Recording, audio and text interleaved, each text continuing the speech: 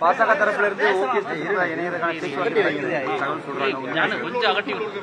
இல்ல சார், அவரு ஏன் வெளில போனார் முதல்ல? ஏன் நீங்க ரொம்ப நாளா எலெக்ஷன் வந்து கண்டினியூ பண்றீங்க, உங்களோட நல்ல இணக்கமா இருந்தாரு, ஏன் வெளில போனாரு?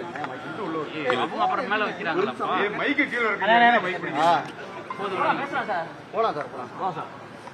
திரு ஓபிஎஸ் அவர்கள் ஏற்கனவே நான் போன்ல வேற பேசியிருந்தேன்.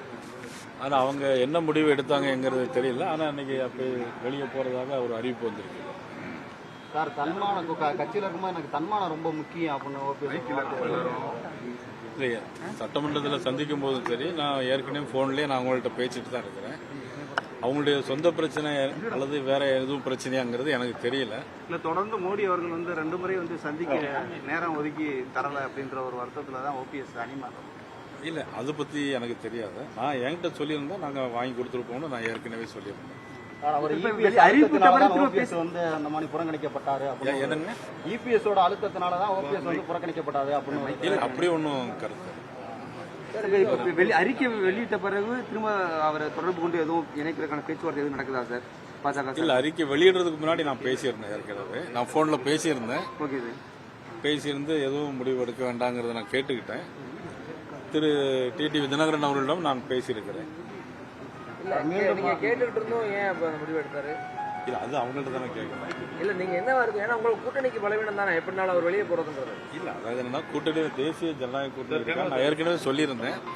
அவங்க இப்படி ஒரு முடிவு எடுத்திருப்பது வந்து அதுக்கு நான் கருத்து சொல்ல முடியாது. உங்களுக்கு பலவீனமா இல்லையா?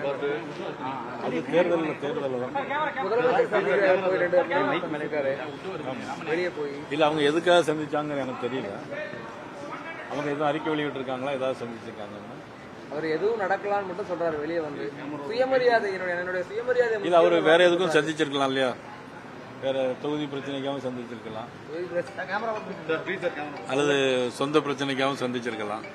அது அவர் வெளியிட்ட பிறகுதான் அந்த கருத்து சொல்ல முடியும். உங்க கூட்டணில இருந்து வெளியேறி போனதுக்கு அப்புறம் அவரை மீட் பண்றது இல்ல, இப்ப முதலமைச்சர் நான் கூட சந்திக்கலாம், என்னுடைய பிரச்சனைகளுக்காக சந்திக்கலாம்.